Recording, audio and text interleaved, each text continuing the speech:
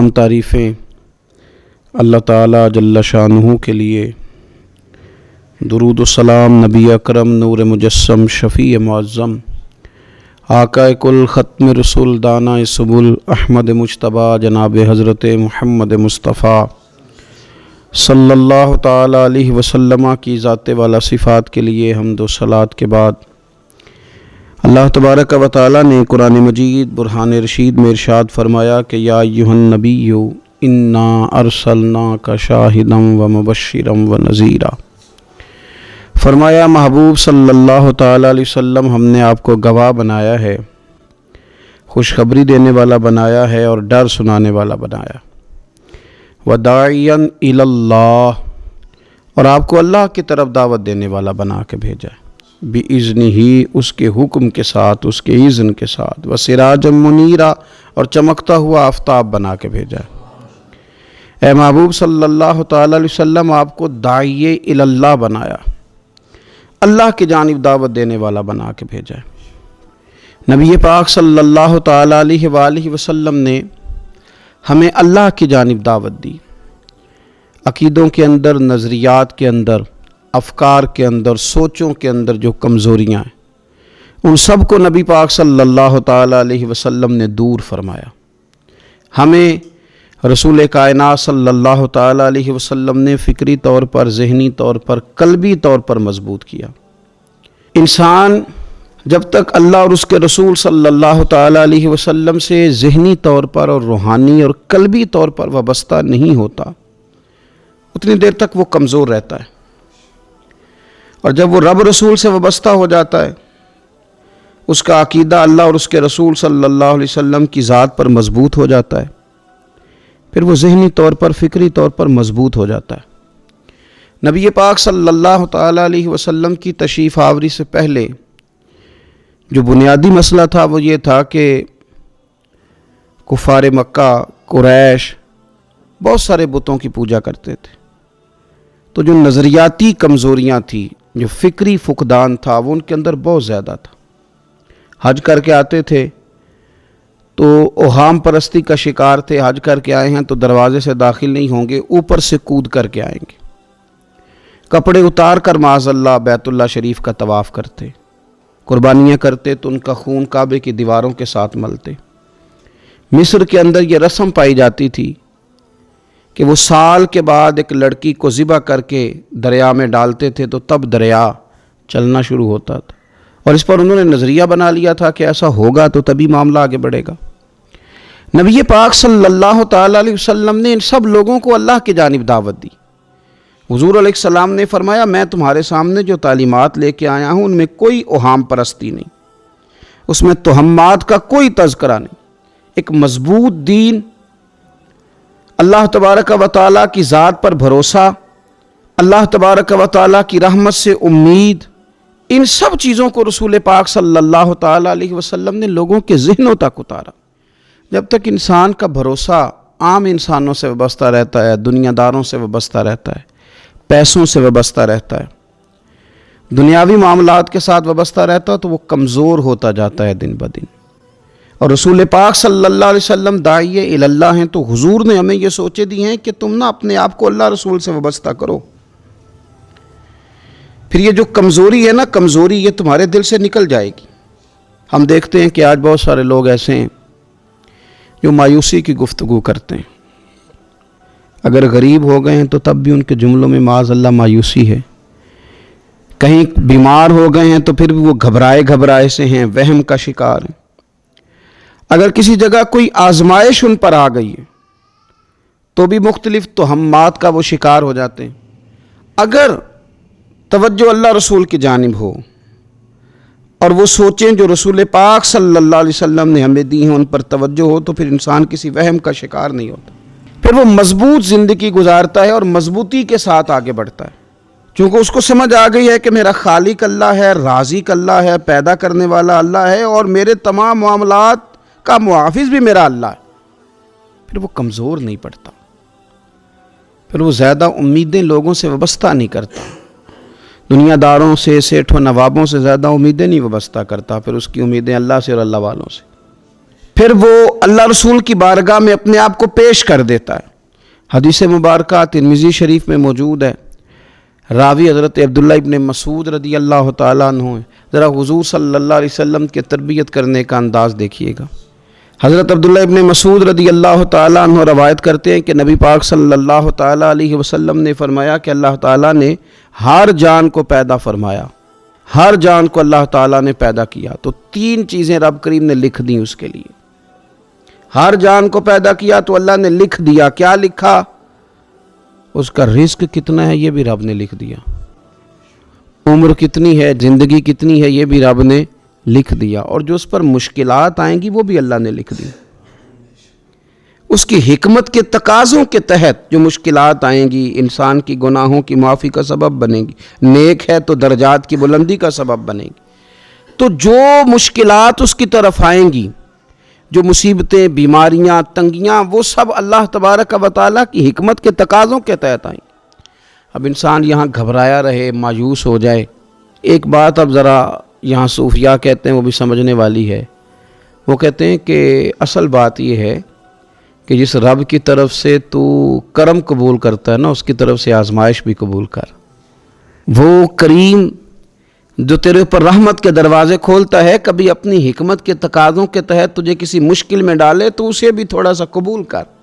ایسا نہ ہو کہ میٹھا ہے تو فٹافٹ تو قریب کرے، اور اگر تھوڑا سا تجھے کوئی ترش رویے سے، ترش جگہ سے گزرنا پڑے تو پھر تو گھبرا جائے۔ تو اپنے مالک کے سپرد جب اپنے آپ کو کر دے گا، پھر تیری طبیعت سکون میں آ جائے گی، تیرا قلب ٹھنڈک میں آ جائے گا۔ محمود غزنوی رحمۃ اللہ علیہ مالٹا کھا رہے تھے، ایک ٹکڑا اس کا، ایک خاش اس کی اپنے ہاتھ سے نکال کر کے ایاز کو کھانے کے لیے دی، ایاز فٹافٹ کھا گیا۔ بعد میں ایک ٹکڑا محمود نے اپنے منہ میں ڈالا تو بڑا کڑوا محسوس ہوا مالٹا، تو اس نے اس کو تھوک دیا اور ایاز کی طرف دیکھ کے کہنے لگا بہت ترش تھا، بہت کڑوا تھا، کس طرح تم کھا گئے؟ اللہ اکبر۔ تو ایاز نے جو بات کی وہ ہمیں سمجھاتی ہے کہ بندے کا رشتہ کس طرح کا ہونا چاہیے۔ ایاز کہنے لگا آقا ساری زندگی تیرے ہاتھوں سے میٹھے کھائے، آج ایک کڑوا آیا تھا تو میں اگر اسے تھوک دیتا، یہ کو آئینے وفاداری تو نہ ہوا۔ انسان کو اللہ کی طرف سے نعمتیں آتی جائیں، رحمتیں آتی جائیں، تندرستیاں آتی جائیں، لیکن کسی جگہ ذرا کمزوری دیکھنی پڑے تو انسان اس جگہ ٹھہر جائے، اس جگہ وہ گھبرا جائے، وہم کا شکار ہو جائے، پتہ نہیں کیا ہو جائے گا، ان چکروں میں پڑ جائے، تو یہ بات درست نہیں ہے۔ اب یہ کہ ہم کیا کرتے ہیں، ہم نے اپنی ساری توجہات کا مرکز دنیا والوں کو بنا لیا ہے۔ دنیا والوں کو کیسے راضی کرنا ہے، ان کو کیسے سیٹ رکھنا ہے، لوگوں کے ساتھ اپنے تعلقات کو کس طرح کر کے مضبوط کرنا ہے، بس اسی میں ہمارے صبح و شام گزر جاتے ہیں۔ 3-4 جگہوں پہ دعوت مل گئی ایک دن میں، ایک جگہ ولیمے پہ جانا تھا وہاں خود چلے گئے، ایک جگہ اصال ثواب کی تقریب تھی تو وہاں بیٹے کو بھیجا، اور ایک جگہ اور کسی معاملے میں دعوت تھی تو وہاں فون کر کے معذرت کر لی۔ کسی طریقے سے لوگ راضی رہیں، پھر کیا ہوتا ہے، پھر انسان کو یوں محسوس ہوتا ہے کہ اسے فٹ بال بنا لیا گیا۔ آپ لوگوں کی توقعات پہ کتنا پورا اتریں گے؟ بس آپ اپنے ضمیر سے پوچھیں کہ ہم اللہ اور اس کے رسول صلی اللہ تعالیٰ علیہ وسلم کے ساتھ اخلاص رکھتے ہیں، ہمارا دل اس پر مطمئن ہے جو کام ہم کر رہے ہیں، جو سفر ہم نے شروع کیا ہوا ہے وہ رب کی رحمت کی طرف ٹھیک بڑھ رہا ہے۔ باقی یہ کہ لوگوں کو راضی کرنے کی کوشش میں رہنا اور لوگوں پر توجہ رکھنا اور لوگوں کے معاملات ہر وقت دیکھتے رہنا، یہ چیز انسان کو کمزور بھی کر دیتی ہے اور بعض اوقات اسے لوگوں کے سامنے رسوا بھی کر دیتی۔ حضرت سیدنا عبداللہ ابن عباس رضی اللہ تعالیٰ عنہ موجود تھے تو رسول پاک صلی اللہ تعالیٰ علیہ وسلم نے انہیں نصیحت فرمائی۔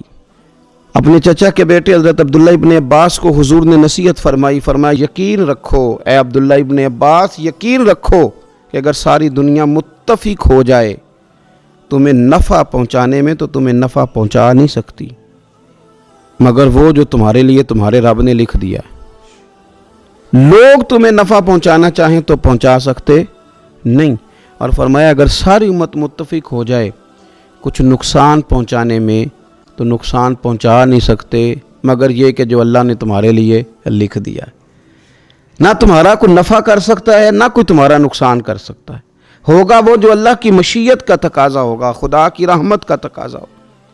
تو اب کرنے کا کام تو یہ ہے کہ ساری توجہات کا مرکز اللہ رسول کو بنایا جائے۔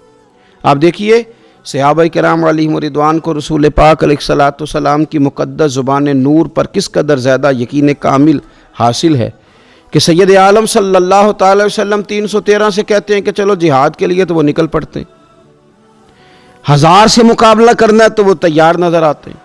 حضور علیہ السلام کہتے ہیں خندق میں چلو تو وہ تیار نظر آتے ہیں۔ حضور صلی اللہ تعالی علیہ وسلم جو وعدہ ان کے ساتھ کرتے ہیں تو وہ منوعاً اس وعدے پر توجہ کرتے ہیں۔ تو میرے عزیز یاد رکھنے کی بات یہ ہے کہ اگر ہمارا بھروسہ اللہ رسول پہ مضبوط ہو جائے، وہ وعدے جو ہمارے ساتھ ہمارے نبی پاک صلی اللہ علیہ وسلم نے فرمائے ہیں کہ سچ بولو گے تو نجات پا جاؤ گے، وہ جو نبی پاک صلی اللہ علیہ وسلم نے ہمیں فرمایا کہ 2 چیزوں کی تم مجھے ضمانت دو، میں تمہیں جنت کی ضمانت دیتا ہوں۔ یا رسول اللہ کون سی؟ فرمایا کہ 2 جبڑوں کے درمیان جو تمہاری زبان ہے اس کی مجھے ضمانت دے دو، اور ایک تمہاری 2 ٹانگوں کے بیچ جو شرمگاہ ہے تو مجھے اس کی ضمانت دے دو، میں تمہیں جنت کی ضمانت دے دیتا ہوں۔ تو وہ ساری چیزیں جو رسول کریم صلی اللہ تعالی علیہ وسلم نے ہمارے لیے رکھی ہیں، ہمیں ان چیزوں پر توجہ کرنی، ہمیں غور کرنا ہے کہ یہ وعدے جو اللہ رسول نے ہمارے ساتھ کیے ہیں یہ سب سے زیادہ مضبوط ہیں۔ اسی طریقے سے اگر رحمت خداوندی کی طرف انسان کا خیال جائے، اللہ کے کرم کی جانب اس کی توجہ جائے، میرے رسول پاک صلی اللہ تعالی علیہ وسلم نے ارشاد فرمایا، آپ یقین کریں جن لوگوں کی توجہ اس طرف ہو جاتی ہے کہ اللہ تبارک و تعالیٰ بڑا کریم ہے، اللہ بڑا مہربان ہے، اللہ بڑا کرم کرنے والا ہے، تو پھر خدا بھی ان پر بڑی ہی رحمت فرماتا ہے، پھر اللہ تعالیٰ بھی ان کے لیے بڑی ہی آسانیاں کرتا ہے۔ اس لیے ہمارے بزرگوں نے لکھا ہے کہ اپنے رب کے ساتھ حسن ظن رکھنا واجب ہے، ضروری ہے کہ تم اللہ کے ساتھ اچھا گمان رکھو، اچھا گمان۔ امام غزالی نے حدیث لکھی ہے، ایک اعرابی نبی پاک صلی اللہ علیہ وسلم کی خدمت میں حاضر ہوا اور اس نے عجیب بات کی، عرض کی یا رسول اللہ صلی اللہ علیہ وسلم قیامت کے دن حساب کون لے گا؟ تو حضور نے فرمایا حساب تو میرا رب کریم لے گا۔ تو وہ شخص مسکرایا، حضور نے فرمایا کیوں مسکراتے ہو؟ عرض کی یا رسول اللہ جب کریم غالب آتا ہے تو وہ کرم ہی کرتا ہے، وہ کرم ہی کرے گا، وہ فضل ہی فرمائے گا۔